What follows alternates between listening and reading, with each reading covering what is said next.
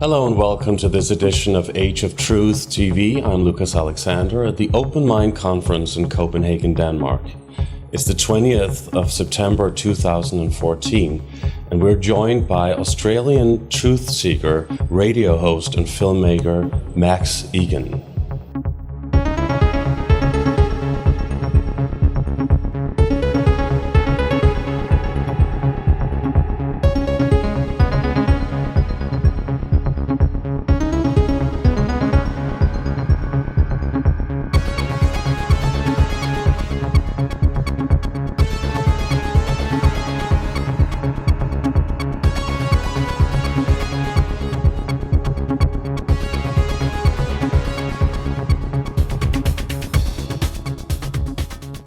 Max Igan, thank you very much for joining us for this interview for Age of Truth TV, and welcome to Denmark. It's a pleasure to be here. Thanks for asking me on. Thank you.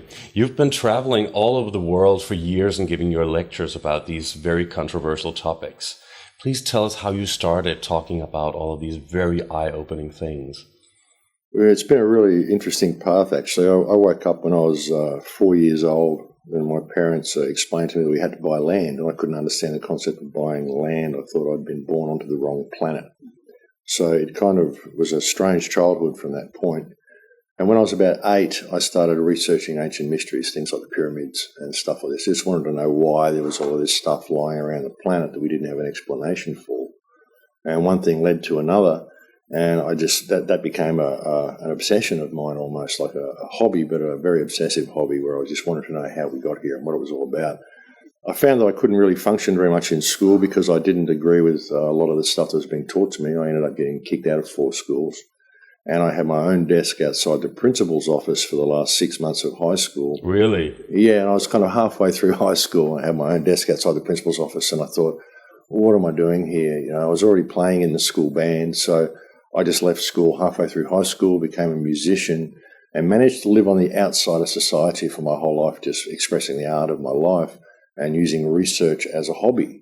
And then it got to a point where all of this research I was doing, things started to look pretty desperate in the world. When 9/11 happened, I think for so many people, it caused me to realise that this is actually very serious, this side of things. And so at that point, I kind of switched, and music became my hobby, and my research became what I do full time. And I just sort of need to really express this to people. I need for people to wake up to what's going on around them. So that's how I kind of ended up here. I never planned on being a radio host or a filmmaker or doing speaking tours or anything like that. I just started talking to people and ended up here. It was an interesting chain of events, but nothing that I planned at all. So what's it like traveling all over the world and talking about these things? What's the feedback that you get from people? Because some of these topics that you talk about are really, really outrageous to a lot of people, at least to the normal population. Well, that's the thing. They are. I mean, the feedback's actually been very good, even from people who are new to the information. It's been very, very good. There's a lot of people that are sort of speaking the truth out there. There's a lot of alternative media out there now that are bringing this information to people, but they're often bringing it to them in a very disempowering way. I wanted to kind of fill that gap and hopefully get people to see that all of these problems are actually opportunities for us. They're opportunities for us to wake up to ourselves and to fix the problems. You know, and if we've got the respect for each other and the unity in our community, then we have the ability to fix these problems. But you've got to know the problems are there in order to know that there is a problem, in order to realise you have to fix it. So it's an opportunity. So I try to provide that sort of a platform for people to not be quite so fear-mongering, but to present it to people in a way that they can see, well, yeah, we've got a situation here that we have to deal with.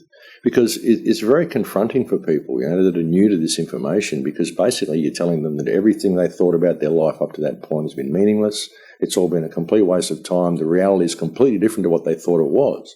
And this is hugely confrontational to people. So I tried to create a medium and a format whereby I could kind of gently coax people into awareness and into a state of empowerment, because I feel quite empowered from knowing all this information. I'm not in fear of what's coming. I can see what's coming, but I'm not in fear of it. I see it as an opportunity to fix it. And I think there's so many people waking up now that we will fix it. I think we we won't be held down. Human consciousness is way too creative for that. So that's kind of what I've tried to present, create that little niche there to bridge that gap of fear that people sort of get led into. You know? A lot of people would really fear listening to what you and a lot of other truth researchers are saying. You know, they would really feel that everything has no meaning anymore.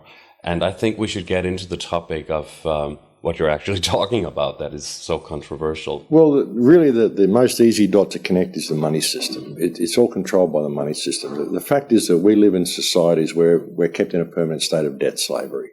And it prevents us from really experiencing reality the way we should. If you really look at it, the way the banking system works and the global banking elite, which is who the Illuminati, if you want to give them a name, is, but really they're not that powerful. It's just that there's a group of people who know how to control the money system, and it's control of that money system that creates the power and creates control of everything. So through the control of the money system, you've got control of governments, you've got control of all the banks, all the media, all the resources on the planet, all of and our whole countries were kept in a state of debt. And we're running on the treadmill to pay off this debt. And who do we owe it to? We owe it to these same banking cartels who already own everything. And these people have an unlimited supply of money. They can literally print $1 billion for every dollar that you spend. They can do it every minute of every day. They can beat you 1,000,000,000 to 1. So it's very difficult to break this control. Half of it is becoming aware of it. But really, if you look at it, you've got the banking system, and the banking system controls the governments, and the governments control the people. That's how it works. I mean, all of our governments actually don't issue currency themselves. They get it from private banks. And this is what the war on terror is about. It's about going out and installing these private banks everywhere, because once you've got control of the government by control of the money the government uses, then you've got control of everything down the line from that point. So how about democracy? Well, democracy is an interesting concept, but democracy is really mob rule, isn't it? And if you can control what most of the mob thinks, then you can really control, the whole system through democracy.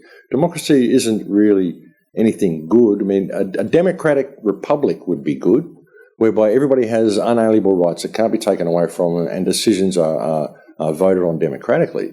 But you need to have a transparent system in order to do that. When you have a system that isn't transparent, that corrals people into large sections of population, such as cities, and keeps the peoples in the cities misinformed, because all they've got access to is media, and the media just tells them what to think, doesn't tell them how to think. It teaches them what to think. So the media is also part of this global conspiracy. The media is absolutely complicit. The media no longer reports the details of what's going on in the world, but really serves as an unofficial mouthpiece for government. That's all media really does.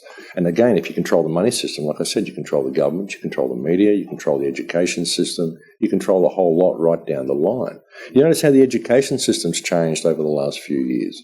We're not really learning stuff about life anymore like we did when we were a kid. I mean, even when I was a kid, I was complaining about what they were teaching me, but it was better when my parents were children. They were actually learning life skills, whereas now you go to school, they're even suggesting that kids in Australia don't need to learn how to write anymore because they can use typewriters, so they don't need to use handwriting anymore. I mean, this is outrageous, taking these sorts of skills away from people. And the education system now basically trains people to be good little cogs in the business world. It's all about business. Business, again, the economic model. It's all service to the economic model. And the economic model, really, we've got this system based in permanent growth, where we've got to have permanent economic growth. So therefore, everything we make must break because we have to replace it, because we need to have permanent growth, permanent turnover. So all we're really doing is harvesting resources and turning them into rubbish in order to support this permanent growth economic model. And the only result of this model can be the destruction of all life on the planet and the impoverishment of every human being. That's about all it can be. But why would any global elite actually do that? Well, to dispel humankind. It's all about depopulation. There's all sorts of depopulation going on. Do you think that's true, depopulation? If you think about it, they've spent years and years and years finding out where all the resources are, getting control of everything, and now it's all flowing, everything's working, the machine's all there across most of the planet. The rest of the humankind are what they refer to as useless eaters. They only really need enough people to run the mechanism, and that's what they want. They'll just limit the population now, so they've got all these debt slaves running the mechanism for them. They have their little social areas where they can go and indulge in whatever they want to indulge in, and the world is their oyster. That's the way it goes. So you've got this elite group of families through control of the money system that are basically controlling everything down, and they don't need this many people in the world. I mean, the world isn't overpopulated either. It could support far more people than it's got if it was properly managed. but it's not managed properly. We'd be monoculture. So we're not too many people in the world. We're not too many people in the world at all. You could get 7 billion people that we've got in the world. You could give them all a quarter of an acre of land and you'd fit them all in an area the size of Australia. You'd still have half of Queensland left over and the entire rest of the world. Really? If you put them how about Africa and India and all these poor countries, third world countries? How about then we could put all in there as well and give them all a quarter acre of land. I mean, when I look at Australia, Australia is a desert. I'm just looking at the land size. We couldn't do it in Australia, but you could do it in Europe. You could put everybody in the world in Europe and give them all a quarter acre block of land and you'd have the whole rest of the world left over if we weren't corralled into these cities. You go out and you drive around between cities and there's all of this empty land everywhere that isn't being used, and they tell us that we're overpopulated. We're not overpopulated, we're badly managed, and it's done on purpose. And they can do this and they just dispel more and more of the population through poverty, through the debt slavery system. People can become homeless, people go to jail. It's just the way they do it. It's all about depopulation, the whole thing. You know, 'cause they don't need this many people. They only need enough people to run the machine. So how would they implement that? Depopulation? Well, they're doing it now. They've been doing it now through wars, theatres of conflict everywhere. Just wipe out as many kids as they can in wars, go and impoverish countries, split everybody up, keep everybody fighting amongst themselves, and create a system of debt slavery in our society whereby people judge themselves by their social value, their social worth. You know, it's all about having a bigger front door and a nice house and a nice car, and I've got this stuff for my family, so therefore I'm worthwhile. And you didn't make it like me, so hey, that's your problem, and you get discarded. And we're all very careful that we're not going to be discarded, so we kind of mollycoddle to the people who've got more money than us because we respect them. Like a hierarchy? It's a hierarchical social system that we've got, and it allows us to dispel people on the lower social rungs and feel that it's okay, they didn't really make it, it's their fault, they should work harder, all this sort of stuff, this work ethic that we've got.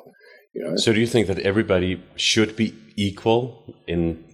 Well, everybody is equal to a degree in as much as everybody should have equal access to resources. I believe everybody who's born on the earth should be given somewhere to live. I mean, this is a basic right. I mean, you're born here. Why do you have to pay to be here? But not everybody has the same talent.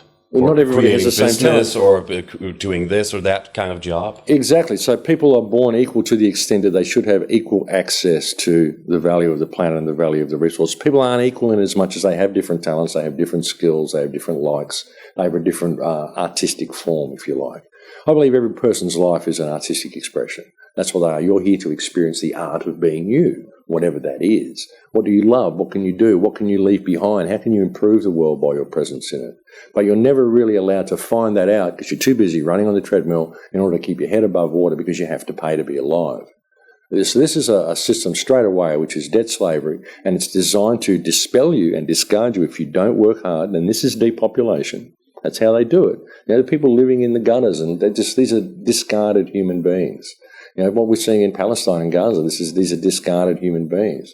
What's so important about Palestine and Gaza and the West Bank really is it's a system of warehousing and surplusing human beings. And these are human beings that don't have a country, don't have anything, and they're just being surplused and warehoused and discarded.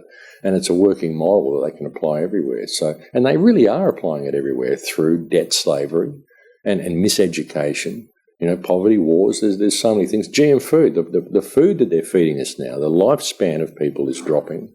The spraying in the skies, there's so many things that they're doing. You're talking about GMO and chemtrails? GMO food, they've done tests in rats and they've shown that the third generation of rats eating GMO food, GMO corn and stuff are unable to reproduce.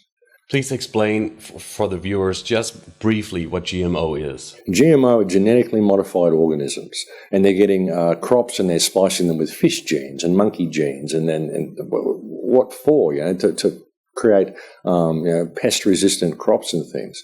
But what's a pest-resistant crop? It's a crop that nothing else will eat.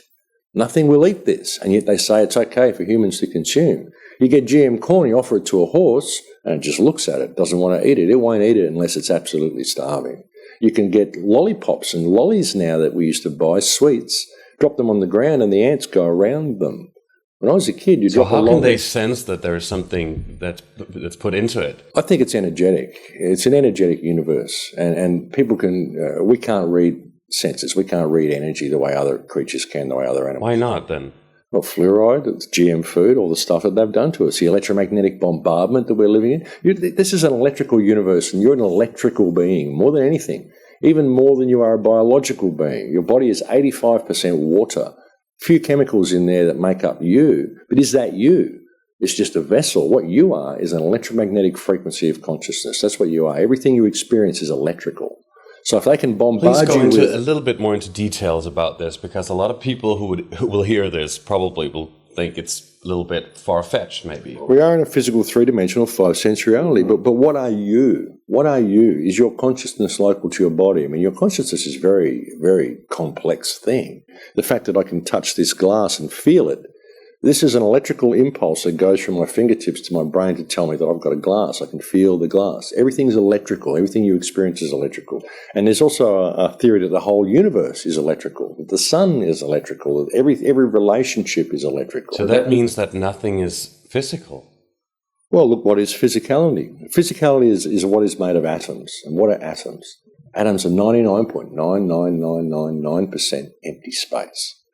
99.9%, 5 dots after the point. So that's 10,000ths. 1/10,000th of 1% of an atom is actually matter, which means 1/10,000th of 1% of my body, which is made of atoms, is actually here.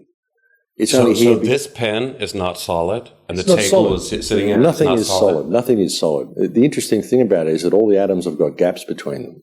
So nothing actually ever touched anything, ever. Nothing ever touched anything.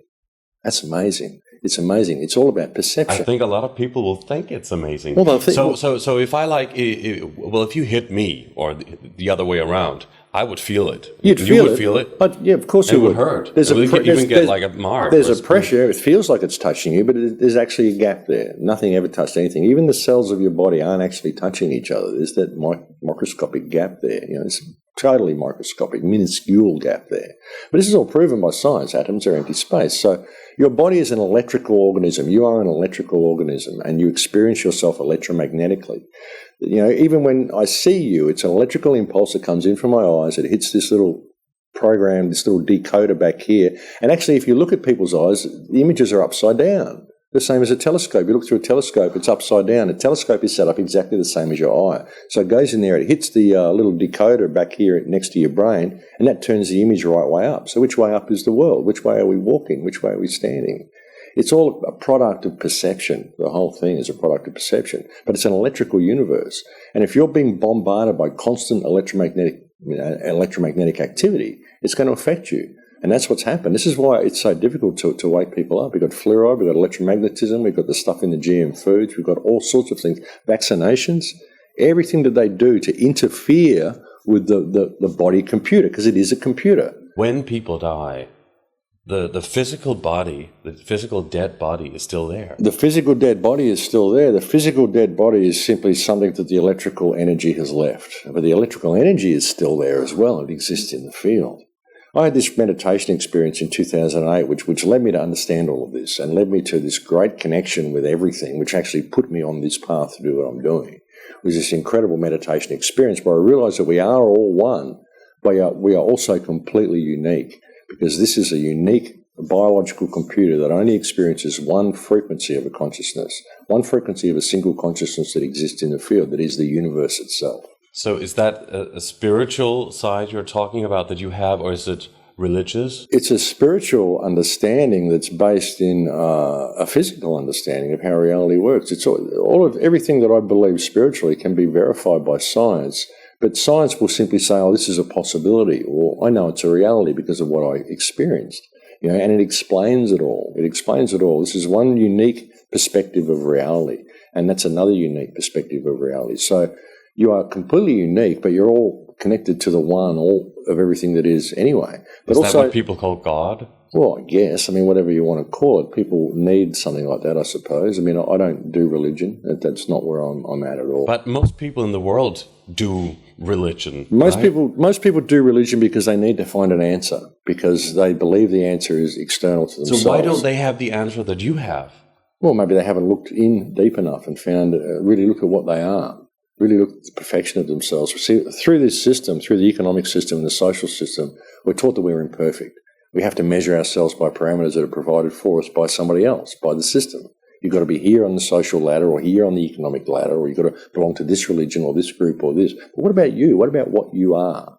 The only group that we really belong to is the human race. Well, mankind. I don't even want to call it the human race because it is a race they've turned it into, and we're running on the treadmill. It shouldn't be a race. But, part of mankind, my understanding of mankind is that I'm absolutely perfect because I'm perfect at being me, and you are perfect at being you. No one can be you better than you. So why would you ever consider yourself to be anything but perfect? Because that perspective that you have as you is completely unique to you. And reality, God, consciousness, whatever you want to call it, needs that perspective. Otherwise you wouldn't be here. But no one else can do that. And no one else will ever have the perspective you have. No matter how much they may think like you, they will never, ever be you. So you are absolutely perfect at that. And that's what you're here to experience. It's what you do with it. It's what you do with the information, what you do with your time, what you do with the input that you receive. And this is why I don't have any fear about anything either, because ultimately fear is all related to death. And I don't have any fear of death. Death is the only part of life that is inevitable. So there is no death? Well, I don't believe there is a death. There'll be death of the physical. There'll be death of the physical, but my consciousness will leave. But even so, death is the only part of life which is inevitable. Why would I go through my life? But why can't we remember that we have had a past life, or that we are consciousness and going to another dimension? Why don't we know this? This is probably why there are so many unanswered questions, and people devote themselves to one religion or another, or a spiritual way of thinking, or your way of thinking, or any kind of way. Again, I don't want people to adopt my way of thinking. All I can do is offer them my perspective because it's helped for me, in the hope that it may open a doorway for them and help for them. But why do people not remember? I don't think it would be beneficial for us to remember all of these past lives and all these past experiences, because it would affect how we relate to now. Because it's all about what you do with it. It's all about what you do with this experience, and you've got to have the opportunity to mess up. So you do believe in reincarnation, like past lives? I do. Well, you look at it really, I believe that there's a single consciousness. I believe there's only one of us here experiencing life from 7 billion different perspectives. So I could be you at any given time. So there's your reincarnation. Who knows if time is cyclic or if it's linear or whatever? How do we know there's only one of us? There isn't just one of us here that comes back and experiences reality from 7 billion different perspectives each time. How do we know? It could be anything like that. You're talking about parallel universes? Well, not even that. We run through this program. At the end of the program, we go back to the beginning and we come in at a different entry point. And we change the program each time. It could be like that. That could be why deja vu happens all the time. Who knows? Maybe we just keep doing this until we get it right. I don't know. But the same kind of human experience? The same kind of human experience. This moment, or? Who knows? Anything's possible. I don't know, but it's a possibility. Deja vu is an interesting thing, which makes you think that that's possible. But we can't remember these past lives, really. To a degree we can. I have little flashes where I remember things. I have dreams where I remember things. But it would affect the experience too much if you were to come here and have all that information. When you come here, you wouldn't be a normal playing field you'd be operating on. How would you learn? How would you grow from that point? But if we're talking about no time, and if time doesn't exist, and we talk about past lives, how about future lives? Well, yeah. If nothing is like, if time doesn't exist. Well, how do we know your future lives aren't happening right now? How do you know we're not always at this point? We just don't know. We can't know. So it's just a weird thing. When you start getting into these sorts of concepts, you can go anywhere. Maybe time is linear. Maybe we just come back one after the other and keep going forward. Maybe we don't come back at all. I don't know. But what I'm saying here is the reason we can't remember these past experiences is because I think it would affect this too much. So you see, evil's got to exist in the world. You've got to have the opportunity for evil, because if you don't have evil, you don't have the opportunity not to choose that. You've got to have the choice. If you don't have the choice to go wrong, how do you ever make the choice to go right? So therefore, where is the growth? So you think that evil is necessary? Evil's necessary for growth. Really? Because otherwise we don't have the choice to grow unless we have the choice to go wrong. I think this is why around about 3% of the world are born psychopathic, to give us this wild card to promote spiritual growth. Because without that, if we were just sort of going through every day and it was all perfect and we're growing our food and we're all happy and we're just making love and we're eating and sleeping and everything's just cool, where do we grow? Where do we go from there? What's the experience about? Maybe that's what people call, heaven or nirvana or something like that. Well, I believe heaven or nirvana is simply total awareness. Total awareness of what you are and total awareness of what you could be and the potential that we have, and returning to source, I guess. So you think that evil is really necessary? I think evil's necessary for growth. Yeah, I do. I think it's necessary for us to be able to choose. It's necessary for this growth to happen. It's what we do with the information. The problem is that we tend to go down this path where we just keep doing it. We don't learn from it, and we keep doing things that we know are going to destroy us, but we keep doing them anyway. The Native Americans refer to this as kind of a white man pathogen they call Wetiko. It's like a parasite, a psychic parasite, which causes people to always do the wrong thing, even though they know it's bad for them. They just keep doing it anyway. If the human experience is, repeating itself all the time, and so how can we grow? And why should we choose again and again and again, and choose the good instead of the evil? Why should we choose good? Because it feels good. It feels better. It feels better than evil, and we can... Are we repeating this, you mean? Well, again and again? That's just a possibility. That's just one thought. Right. I'm not saying we are. That was just an idea when we start getting into those sort of topics where we can go with them. It could be that it's like that, or it could be that it's a linear thing, and human consciousness is simply growing. A lot of people would prefer that. Maybe it is. I don't know. I can't see what happens in the other realms, so I don't know.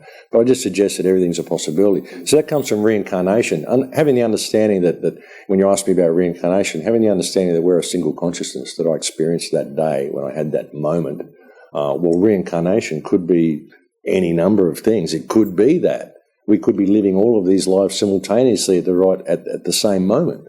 And never know that. So it's just an interesting... We can talk for hours on this and go in any direction. But you also talk about the Illuminati. You just mentioned that earlier. And you mentioned that as some kind of an evil global elite, in a way. What you just mentioned, the idea of evil and that it's necessary. But the Illuminati means the enlightened ones. So please explain, do you really think that the Illuminati exists? Or is that just a myth? An interesting myth, like a fairy tale movie that's interesting for people, fascinating? To a degree, both. There was an ancient Illuminati who practiced all the mystery schools and all this sort of stuff, who may well have been illuminated people who wished to illuminate the rest of the world. But what we have now, that people refer to as the Illuminati, is basically the Bavarian Illuminati, which is a banking cartel. Basically, and they're just doing bad things. Whether they're bad or whether they're good is another question, because if it wasn't for all the stuff they're doing, if it wasn't for their outright wish to enslave humankind, we wouldn't be sitting here having this conversation. So many people wouldn't be waking up. So for every negative thing that they bring at us, all they really do is wake more people up. And the thing is, you got to question this, whether they know what they're doing, whether they are actually trying to wake the world up. A lot of people suggest they are. They're not that evil at all. They could be trying to wake the world up, because real truth must be realised. You can never tell someone the truth. You can offer them your perspective, but there's going to be something that happens in their life, some moment that causes a light bulb to go off, and they realise things for themselves. Real truth must be realised. It will never be told to anybody. So you're not going to be able to get people to see that this evil does exist in the world and this control system is there until it's pushed right into their face, and then they're going to see it. But why would they expose themselves if they're so powerful and maybe, evil, as you say? Maybe that's what they want. Maybe that's where they want to go. Maybe they're not powerful and evil. Maybe they're actually trying to do the right thing and cause human consciousness to wake up. I mean, I would suggest that they're not. They're just megalomaniacs. They're psychopaths because of the amount of people they kill in this waking up process. I mean, it's not a very good thing. But as I was saying before, about 3% of the world are born psychopathic. I think this has been, once the Crown Corporation started the whole control grid that was put in place by the Vatican back in 1302, the Unum Sanctum Trust, and how it all sort of came down the line from there, the whole corporate system that we're in now, I believe this is a result of psychopaths getting control of organisations, getting control of countries. When you've got a psychopath in control of a country, then the morality of the system over which they preside becomes psychopathic. So people are forced to operate according to psychopathic and sociopathic parameters, and that's basically what our society is. But do you think that they're all psychopaths? I think the ones who are in control, who believe they control the world, are psychopaths. Do you think they're all working together, even though they're representing different countries and different states and different governments? I think it's all working together. I think it's all. And that's not just speculation. No, well, it's some of it's speculation, some of it isn't. I mean, you can trace all this. Any country that's controlled by a central bank is part of the control grid, and the people that are put in place to govern those countries are part of the control grid. They're all puppets. Otherwise, they don't get there. They don't get to positions of power. Anybody who tries to get to a position of power usually gets assassinated, or something happens on the way out. Their plane crashes or whatever. There's something that goes wrong, so that these people who actually want proper change and want to try to institute proper change never get to positions of power. So, yeah, I think it's very orchestrated, the whole lot. Who are involved or who are part of the Illuminati? Well, the banking cartels. And who are they? The Rothschilds, the Morgans, there's lots of people, all the bank. There's 13 families that run the banking cartels. The Schiffs. 13 families that people the Schiffs. talk about. I can't think of the names offhand because I've been up for too many days, but the Morgans, the Rothschilds, the Schiffs, there's lots of them. I think the Kennedys are even in there somewhere. There's a lot of them. Well, Rockefellers, you look at the puppets of the Rothschild family, they're kind of like the American arm that runs things for the Rothschilds, Standard Oil, all of that sort of stuff. I mean, even look at World War II, it was all the Rothschild banks that were financing both sides of the war, puppeteering the whole thing. They were actually financing both sides of the war. Oh, yeah. Well, you got the one family that runs all the different banks through Europe, like the French bank and the German bank. These are all different aspects, different arms of the Rothschild family. So it may be a completely different bank and a completely different group of people, but usually it's one of these sons where it's all related to the same family and they all work together. You've spoken about something that you call the Empire of the Three Cities. Please talk about this circle of control which you talk about, like the City of London and the Vatican and Washington, D.C. You mentioned that they are connected in some kind of way, like a circle. Please explain that to us. This all comes again to the Unum Sanctum Trust that was created by Pope Boniface, which created the Crown Corporation, and it all sort of came out of there. And interestingly, one of the most important things the Crown Corporation did was it made a concerted effort to go and wipe out shamanistic cultures all around the world, because it was the shaman who used to find the psychopaths in society and prevent them from rising to the top. So that's the way they did that. But the system, Crown culture? The Crown Corporation. The Crown Corporation was created via the Unum Sanctum Trust by the Vatican. It started around about 1302, came into being about 100 years later with, I think it was the Attorney Regis Trust. There was the Romanus Pontifex, there was the Attorney Regis, and there was Convocation. There were three trusts that were created after it. And they basically set the control grid in place. What you've got at the moment with the Empire of the Three Cities is you've got the Vatican, which is the centre for spiritual control, which basically sends out this whole religious wave around the world to keep people locked into this religious reality. Very powerful, in your opinion. Very, very powerful, absolutely. One of the most powerful organisations on the planet. And they've instilled this redeemer complex into people where people believe that they're going to be involved in politics. Oh, absolutely, they're involved in politics. And the Rothschilds run all their money. It's all the same thing. It's all the same cartel.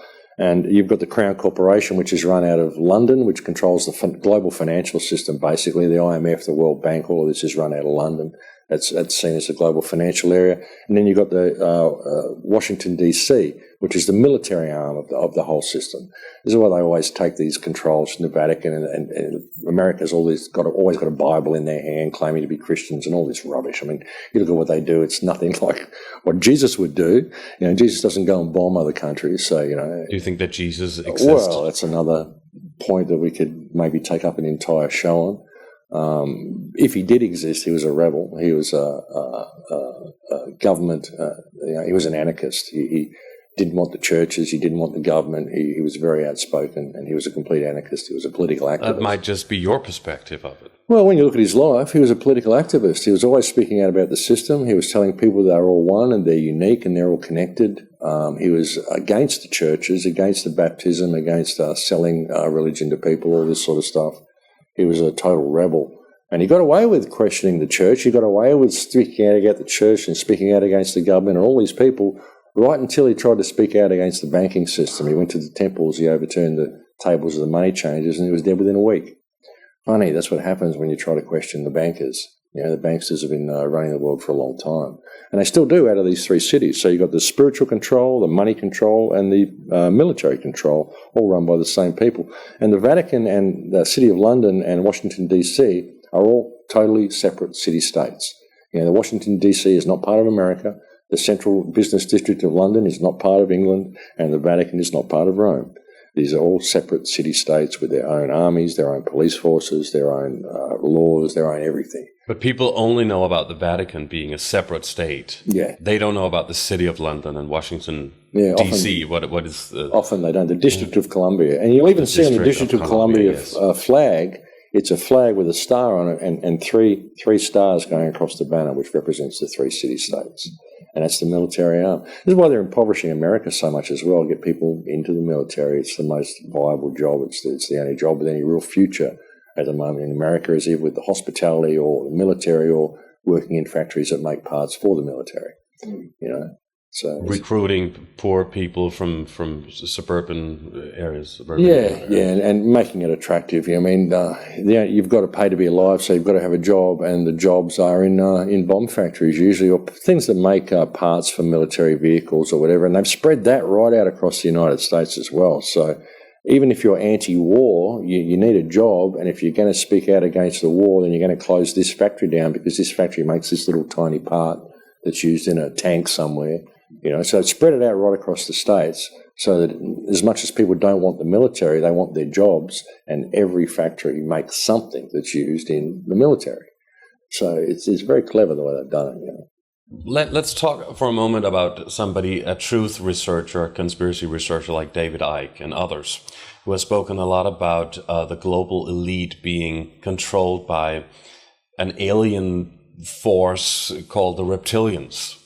And that's been causing a lot of controversy, of course, as well. Is that something you can relate to, that you have any opinion about? Is that something you will talk to us about? Well, it gets to a point where you start thinking there must be something weird going on here. I mean, where does this control grid come from? It's so clever, and it's so diabolically clever, and it's spread out over such a long period. You've got to wonder who planned all of this, and so that's where I think a lot of these theories come from.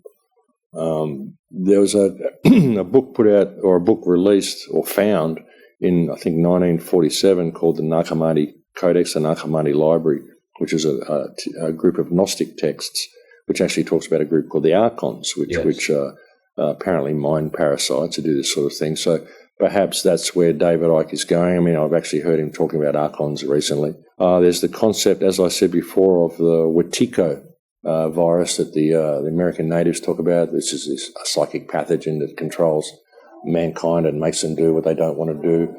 There's the concept of the predator mind that Carlos Castaneda talked about. So there's all sorts of things that would suggest that this may be a possibility. Is it somewhere I want to go, or somewhere that I think people should talk about? I don't think so. I think it's counterproductive. So you don't really talk about it. Do you think it's confusing, or do you think that there actually could be something to it? Well, I think it's counterproductive. I think the concept of reptilians, I mean, I don't go along with a lot of this. The concept of the Archons is a possibility. There could be something like that taking place.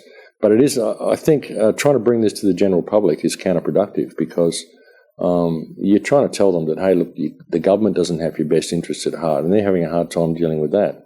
You start telling them that, by the way, your government are a bunch of reptiles, they're not going to listen to you, you know. And really, with the concept of ego, and I don't know if this is somewhere I should go, but the concept of ego is where the Archons get in. If the Archons are real, and there's a suggestion there could be something like this going on, there's all sorts of physical characteristics of our solar system, and there's all sorts of things to suggest that the Gnostics may have had it right. And if you look at the way these mental parasites get into people's minds is through ego, and you look at the Illuminati, for want of a better word, the way they perceive themselves or portray themselves to be all-powerful is by putting their symbolism everywhere. Now, if you're a group of banking cartels and you own all the film industries and you own all this stuff, all you've got to do is put pyramids with eyes on them in movies and put all this stuff around the place. And people are going to think that you're incredibly powerful. And they're going to think that you're far more powerful than you are. Because really, we are the ones with the power. If we could just realise that these people don't really control us as much as we think they do. If they did, we wouldn't be having this conversation. But why do you think? Why do you think the elite is using all of these symbols? I mean, it's used in secret societies, and it's used like the all-seeing eyes on the dollar bill, and it's used many places, and in rituals. Why do you think they perform rituals? Well, I think because it's an energetic universe. It's an energetic universe, and these symbols affect us in different ways with higher senses. I mean, there's so many tangents we can go with all of this stuff. There really is. Like we were talking before about higher senses and instincts and all of this sort of stuff. I think it's the 5 sense reality. I think there's a lot more than a 5 sense reality. And we interact with symbols in many ways.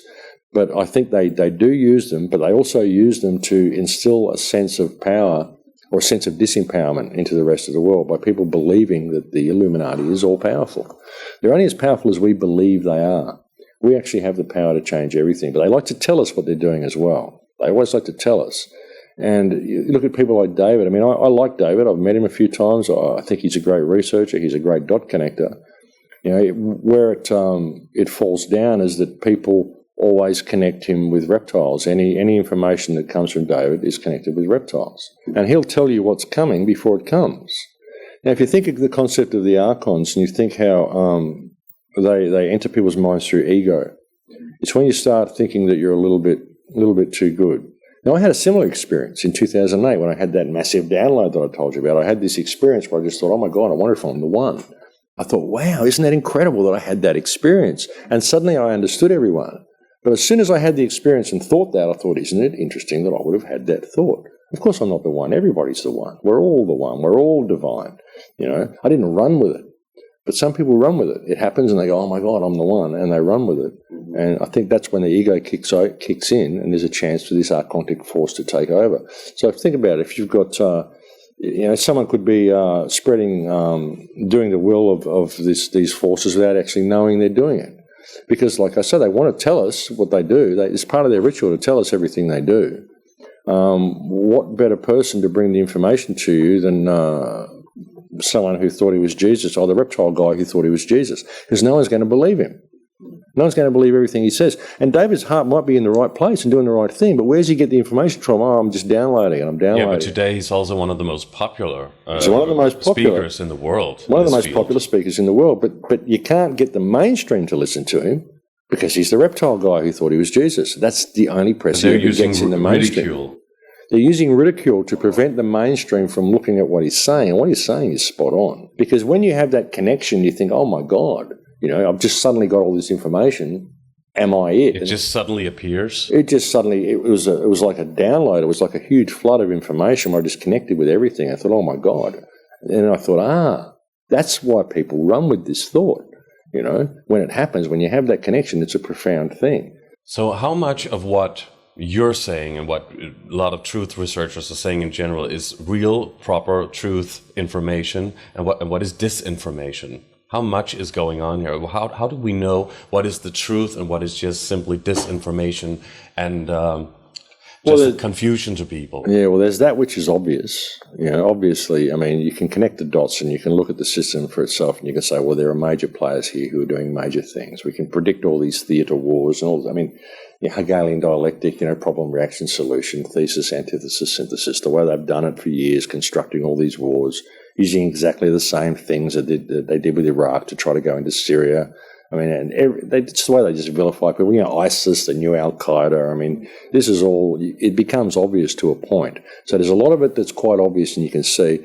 A lot of it is speculative. You've got to look at it and you've got to say, well, I see this and I'm connecting these dots and I'm seeing that this is a very good likelihood of what's happening and I'm offering that perspective. It's very dangerous when people say this is the truth because it's speculative. It's their truth based on their perspective, based on what information they've had and what they've been able to bring you. So you've really got to look at this. And there's a lot of disinformation out there. They'll tell you, it's aliens, there's Montauk technology, there's this, there's Stargates, there's all sorts of stuff to keep you running down all these rabbit holes and not paying attention to what's happening now. I'm of the opinion, frankly, that whether there is this huge controlling hand, whether it was aliens, whether it's Archons, whether it's reptiles, whether it's just a banking cartel, whatever it is, it's irrelevant. What's relevant is that we are in this point right now. We are in a serious situation and we need to deal with this situation. The only way we're going to deal with that is by respecting ourselves for a start, respecting ourselves enough to respect other people and stepping up to the plate, embracing our divinity and making some change. Once we do this, then all of who they are will all become apparent. But how can people do this? I mean, first of all, they need to know the information and they have to sense or feel that what you and others are saying is the truth or take from it what they will and what they can. And what should people do then? Well, take things as they can. I mean, they've got to unite their communities. We've got to put down the barriers with our communities. The power of a strong community can the overcome local communities or the local bigger... communities. Local communities. Are we talking about UN Agenda 21, like now also? No, which is also... Yeah, I know. See, they've co-opted everything. They've co-opted every single thing that we can do. If we talk about sustainable communities and stuff, it's Agenda 21. Oh, no, don't go there. But what I'm talking about is getting to know your neighbours, respect, basic respect with people in this community, put common unity back in the community. Because once we do that, we can address the government, we can address all these problems. Every single problem that we face, whether it's pollution, environmental degradation, starving, homelessness, wars, doesn't matter what it is, it's all the result of legislation put in place by governments. And we don't ever have the power to stop that because we have disunited communities. So if we can put back that common unity in our community, I really believe that if you realise what you are and you realise the perfection of yourself, as I was explaining to you before, suddenly all the barriers between the other people break down. I don't have any stuff with you. I don't have any stuff with these guys. I don't have any stuff with anybody. I don't know anybody that I dislike. Even people that are programmed to do bad things, they do it because they're programmed to do bad things. I don't hate these people. And even when I speak out against the system, I don't speak out of hatred for the system. I speak out of love for you guys and myself and my son and the people around me. So if we have that respect, we can actually stand up and say, hey, wait a minute, guys. We don't want to do this anymore. We're going to take the planet in this direction now. But what will it take, do you think, for people to wake up, more people to wake up? Because a lot of people are locked into the, their normal way of thinking and what the media and the politicians and everybody is telling them. Exactly. That's what I tried to do with The Calling and a film I did called The Big Picture, is create a really broad overview of what's going on and then create a spiritual understanding and a spiritual way out at the end of it, because it's about changing your perspective. Too often, we see these systems, we see everything in place, we go, wow, what can we do? What can we do? We need to construct a new system. Well, you're not going to construct you don't need to construct a new system, and you're never going to get someone to step out of this reality and step into that one because they think this is real. What you have to do is change your perspective, change your consciousness, and apply that to the world around you. Once we apply a respectful consciousness to everybody we interact with, then the system will change around us. It will be an organic thing. It will have to, if we change the way we feel and change the way we interact and change our perspective. But if we don't do that, then whatever system we construct, we'll just end up back in the same place because we didn't change what's in here. You know what I'm saying? So there is a spiritual method to get out of this physical problem that we've got. You've got things like the New Age movement, which will teach you all these spiritual perspectives and lock you in this little bubble of spiritual narcissism, telling you to ignore all the bad stuff. Which is, no, face the bad stuff. If we face it, we can heal it in a day. All these spiritual understandings that you've got, all this reality that you've got, it actually applies to the people around you as well. And you're not better because you know this stuff now. That's spiritual narcissism.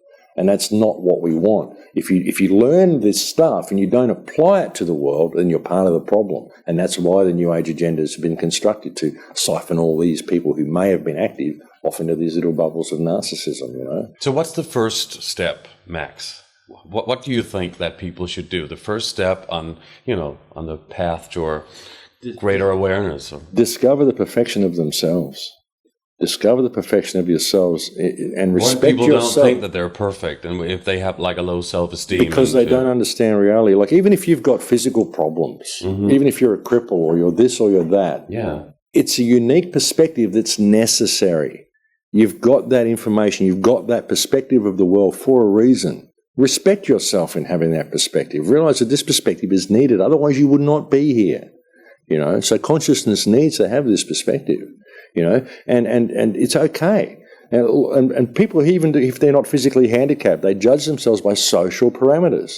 I'm not successful, I don't have this, I don't have a bigger car, I don't look the way I want to, I'm too fat, I'm this. Who says you're too fat? Maybe you've just got that character and you're supposed to experience reality from that perspective. It's what you do with that. If you know you're too fat and you can fix it, well, do something about it. You've got the opportunity now because you know there's a problem.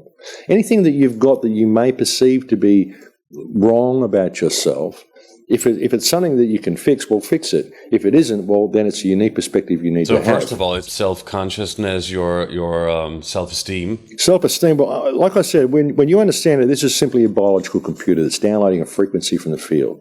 If you took a kidney out of my body and put it in your body, you'd start experiencing me. Not because the kidney has memory, but because the kidney is tuned to that frequency in the field and it starts downloading that frequency. So you exist out here. Your consciousness is not local to your body. This is just a vessel. So what you're talking about is a little bit like the Matrix movies. A little bit like the Matrix movies. Your consciousness is not local to your body. This is simply a vessel that you experience one frequency of consciousness from, and no one else can experience it from that perspective. You are perfect at having that perspective. So when you really see this, you can start to respect yourself. And when it really hits you, what's going on here, it's profound. And that respect that you have for yourself, when you get that, respect for others comes by default. And the whole system just breaks down for you. It did for me. Completely broke down for me. And I suddenly view everybody in Lakesh. I finish every show with the in Lakesh, which means I am another yourself. We are literally each other, viewing the world from a different perspective. And when we can honour that in ourselves and honour that in others, the world breaks down. So how will the system break down just by, raising your consciousness? Well, because when you do this, you start acting according to moral parameters rather than legal parameters. I'll question authority on every single occasion. If it interferes with my moral compass, I'll question why a politician believes they have the right to cause me to deviate from my moral compass, because I perceive that to be an abuse of office and a breach of trust. And you don't think that the population needs some kind of control system in order to not have total anarchy or? Well, anarchy is wild. Only anarchy. Anarchy is self-governance. Sure, in the situation we've got at the moment, we need some sort of control system because people aren't consciously aware enough as how to look after each other or look after themselves. But what I view is that there's been a sequential series of events that have brought us to this point. We need to find a way of reversing the sequence, and I believe it's got to come down to self-respect. That's the point one. Point one. If you don't have that self-respect, then you're never going to have that respect for others. And when you get that, it comes by default. And then we can at least get together for rational discussion about this. But at the moment, you're not going to get the society to stand up and even question the government because they don't respect themselves enough to believe they have the power to do it.